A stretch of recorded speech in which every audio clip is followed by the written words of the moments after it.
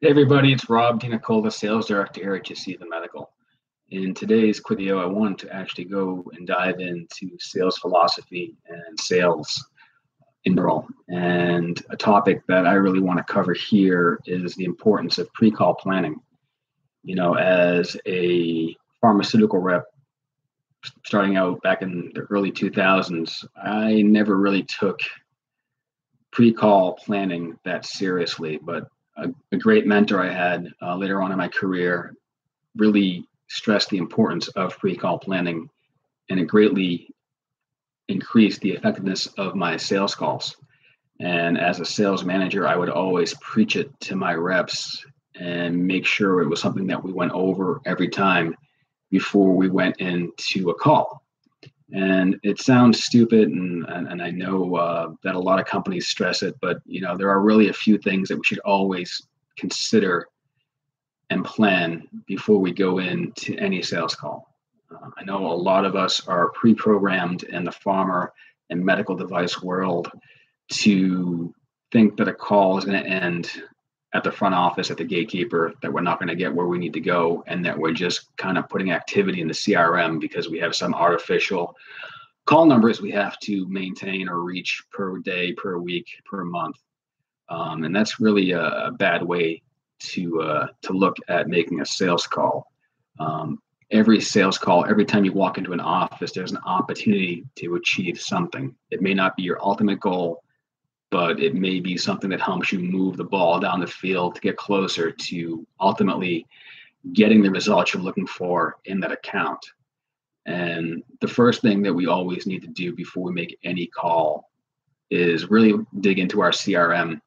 Hopefully we're leaving or taking really good notes, and we will be able to understand or get a lay of the land, what's going on in the account, what products are they using, who's the decision maker, where are the obstacles, what have we tried in the past in this account, and where do we kind of stand at the moment we walk in right now.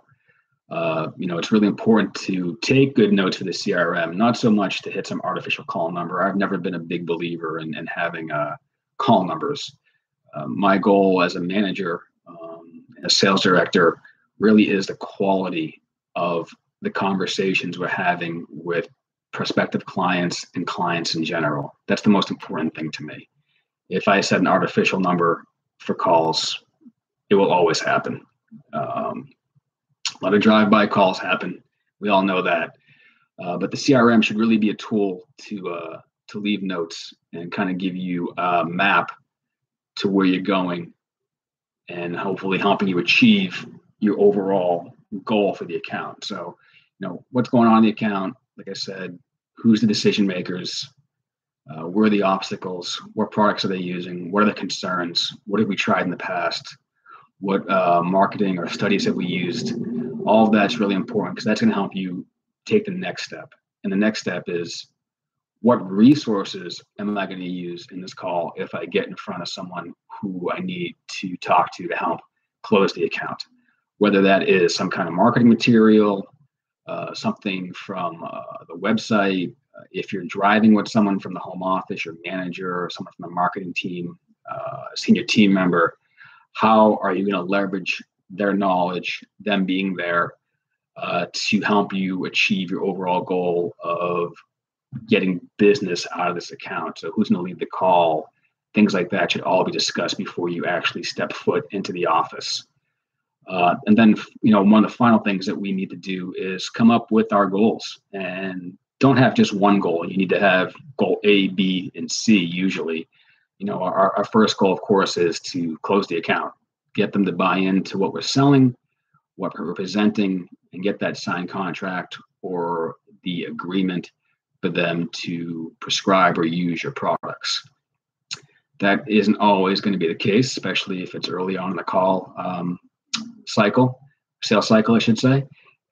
So what would your backup goal? So your backup goal may be working with or talking to the practice manager or to the office manager to get some more information or lay a seed of how your products or services can benefit the patients and the provider, and hopefully maybe develop a champion inside the office who can help you close the decision maker to use your products or services. Another fallback might be just scheduling an appointment with the decision maker to actually get 5-10 minutes of their time to have that discussion that you need to have to position what you're selling. Those are very common goals and goals that we should always have. And there may be others. There may be, you want to present a study, or you want to invite them to a dinner, or schedule an appointment with your medical science liaison.